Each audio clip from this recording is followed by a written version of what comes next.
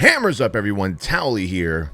Let's have a conversation. Now, Covenant has been one of the biggest controversial issues so far in Shadowlands talks, on stream, on YouTube, on the forum, social media, Wowhead, MMO Champion, you name it. It's beginning to become more of a widespread topic. Now, with Covenants, here's what we know, right? We know that we can't switch from Covenant to Covenant and experience all the amazing abilities from each Covenant. Once you hit level 60, you have to choose one.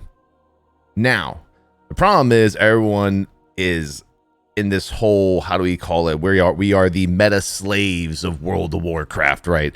We don't know, oh man, what if the Venthyr Covenant is 4% better than Necrolords, but I really want to be a Necrolord, but I can't because Venthyr is just better. What do I do? Well, now you got to pick Venthyr if you want to be like a high-end raider, or you have to do some ridiculous shit at the launch of the expansion, like create 4 characters and have each one of them dedicate themselves to a Covenant, gear all of them out, get all of them their initial legendaries, starting gear, and see which one's going to play out better based on Blizzard tuning. Now, you can't switch, C-A-N, you can't switch from Covenant to Covenant. But going back to the original Covenant that you came from, according to Paul Cubitt in the interview with Slootbag, or Sloot, I want to say the bag part. Sorry, Sloot, love you, bro. Oh, man. Okay, anyway.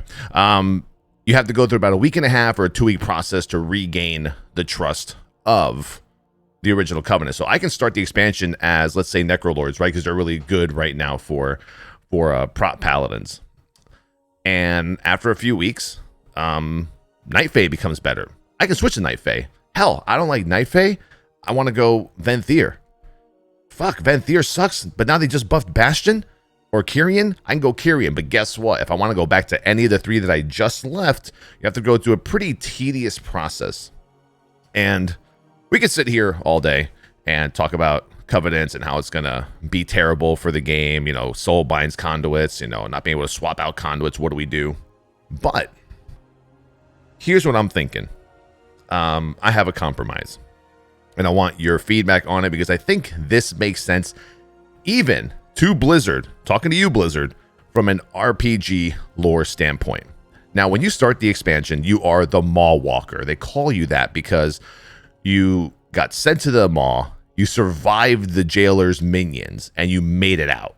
You are really impressive right now. I mean, I've done the storyline of every zone.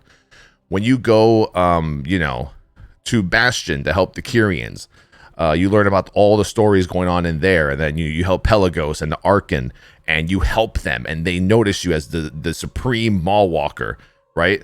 And then you go to Maldraxxus, where you help out Draka and Lady Vosh. You become part of that military might to defeat the greatest foes of Maldraxxus to regain control.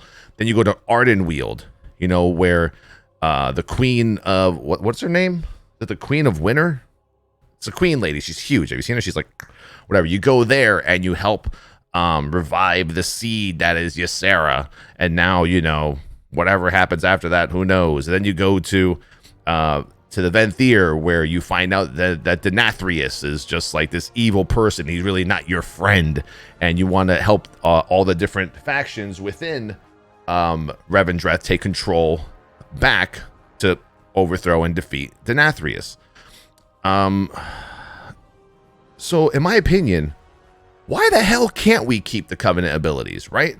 Like, according to the lore, we did our part, right? That should be the gift from those Covenants to us, right? While we were in their zone, they lent us those abilities. No, they didn't lend us those abilities. They bestowed upon us those abilities. We went through rituals to get those abilities, right? We stood in that pedestal. You went, woo, you flew up, and then all the lights came in and everything, right? And you're like, oh, snap, now I can use the Divine Toll as a prop paladin because I have helped out this faction. I've dedicated myself to this Covenant during the leveling process. Their gift to me while I was helping them in my journey to the end to max level 60 was this Covenant ability. Same thing with Maldraxxus. Same thing with Ardenweald. Same thing with Revendreth and the Venthyr. So I don't understand why we can't make that lore fit in. Like, here's how I see it. Expansion starts, you survive the Maw, you are the Maw Walker, you're the supreme being, you're more than impressive to all these people. That's why they need your help. Without you, you cannot help them in their zones, right? So you go through the Bastion and you get the Covenant ability. Now it's yours, you get to use it. Whether they put it on a talent row, who cares? Put it somewhere. Just put it in your spell book, you just swap them in and out whenever you want. But you do have to swap between them. You can't just use all of them at the same time. That would be way, way, way too overpowered. Same thing with Maldraxxus. You go in there, you help Maldraxxus, you know, respect, yo, Maw Walker, sub dog, chilling, chill. Thanks for the help, man. Here's the Covenant ability, bro. You know what I'm saying? All right. Same thing with Ardenweald. Same thing with Revendreth. And then once you hit 60, the true choice should not be just the Covenant ability to dedicate yourself to. You've earned that along the way from 50 to 60. You've earned that by helping each one of these covenants. But now when you hit max level, you choose the covenant that you wish to help out, dedicate yourself to the most, and then you bind your soul to the supreme leaders of that covenant.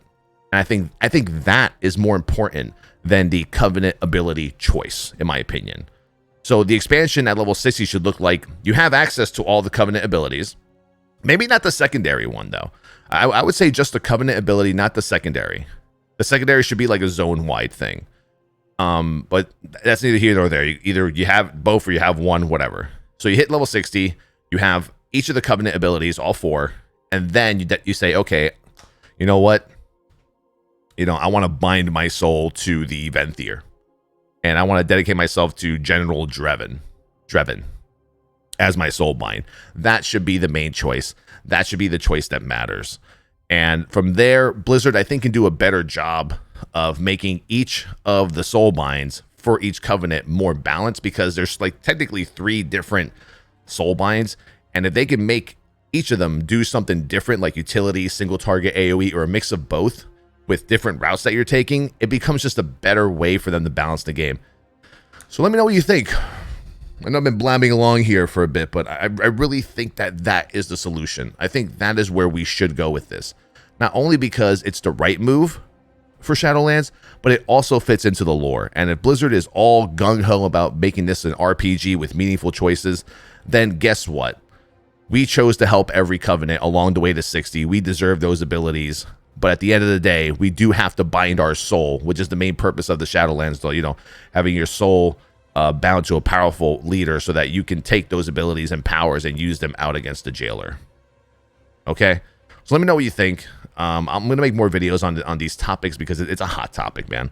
And it's been a long time since I've done just a me and you guys talking video. And I don't know, man. We'll see where it goes from here. Like, it would be a shame if this expansion came out and, you know, I see Limit and Pieces and Aversion and Big Dumb Guild and, you know, Exorcist and all these players literally multi-boxing for 120 warlocks, you know, just to get them ready for raiding, and doing this on multiple classes, because, you know, high-end raiders, they play multiple classes.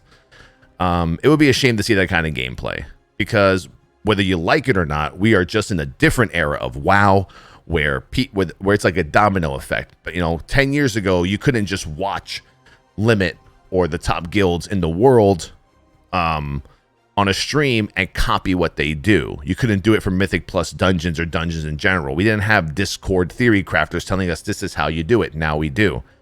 So your basic casual, you may think they don't care about min-maxing, but at the end of the day, they look at Icy Veins, they look at Wowhead, they look at MMO Champion for those guides, they look at the theory crafters who make the posts so that they can do what they do to try to be like them, or just be able to keep up with the meta so they can get invited just to a group in a group finder.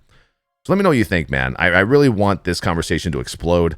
I think we need Blizzard to be more aware. I mean, I'm sure they're aware of this, of our attitude, but I come to you with a compromise. I think that my method here is a compromise, and it works with the lore, and it will definitely be still a meaningful MMORPG choice.